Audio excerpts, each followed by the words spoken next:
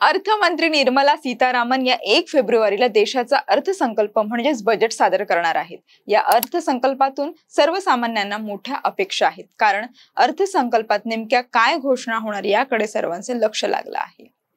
नमस्कार, मी किशोरी घायवट आणि टाइम महाराष्ट्रामध्ये तुम्हा सर्वांचं खूप खूप स्वागत।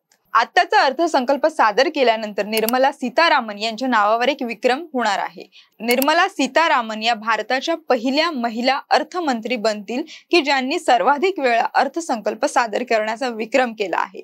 अर्थमंत्री निर्मला सीतारामन या 1 फेब्रुवारीला सलग 6 वेळा अर्थसंकल्प सादर करणार आहेत। यंदाचा अर्थसंकल्प पूर्ण अर्थसंकल्प नसेल, कारण 2024 मध्ये लोकसभा निवडणुका होणार आहेत। त्यामुळे निवडणुकीच्या आधीचा खर्च भागवण्यासाठी सरकार अर्थसंकल्प सादर करणार आहे।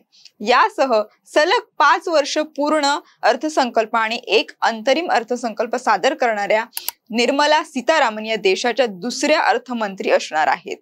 आतापर्यंत हा विक्रम केवळ माजी पंतप्रधान मोरारजी देसाई यांच्या नावावर आहे।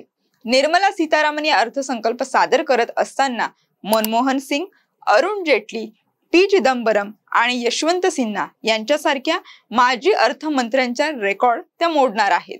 या नेत्यांनी अर्थमंत्री म्हणून सलग 5 अर्थसंकल्प सादर केले होते, तर मोरारजी देसाई यांनी 1959 ते 1964 या दरम्यान 5 वार्षिक आणि एक अंतरिम अर्थसंकल्प म्हणजेच इंटरिम बजेट सादर केला होता।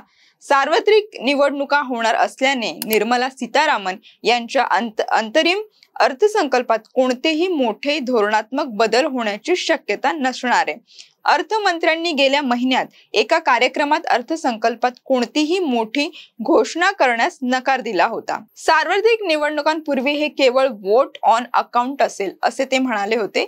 संसदेत पास झाल्यानंतर खात्यावरील मतदानामुळे सरकारला एप्रिल ते जुलै कालावधीतील खर्चाची पूर्तता करण्यासाठी देशाच्या एकत्रित निधीतून प्रमाणानुसार निधी काढता येणार आहे।